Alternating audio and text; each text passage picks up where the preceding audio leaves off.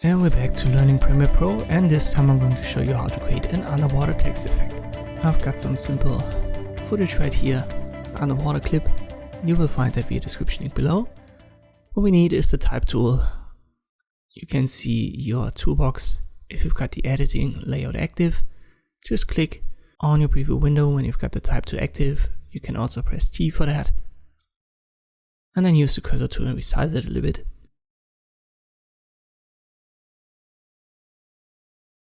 Let me switch to the graphics layout, and there it is. I want to select Edit up here. I've used Wavy as a font. It's the default font, so you should have that as well. If you want to pick a different one, don't pick a thin one. It should be thick by nature, or at least have a bold style. So this effect doesn't really work well when you've got a thin font.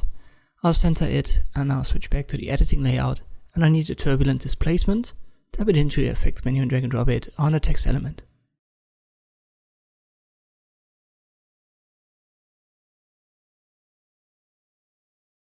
Here it is in effect controls. So I've used the effects menu and the effect controls. You can find it up here on Windows.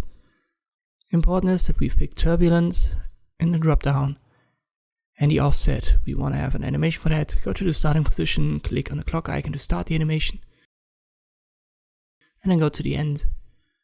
Create a new keyframe by clicking on the circle. And now you want to increase these values right here. The one is for horizontal, the other for vertical. Let me show you this. So I'll just roll the clip and the animation does what it does. It's very slow because I went from 960 only to 1000 something. So let me double it. So 960 to 1800. And now it's much faster, and this is what we want. But I want to set this back to 540 so that we only have movement in the horizontal axis. And that looks way better. And now it's all about taste, so adjust the amount, and you can slow it down a little bit. Adjust the size, go down or up to increase the intensity of all of these waves. But once again, these values are just a matter of taste. Important is that you've got displacement set to turbulent in the drop down and that you've used an animation for offset.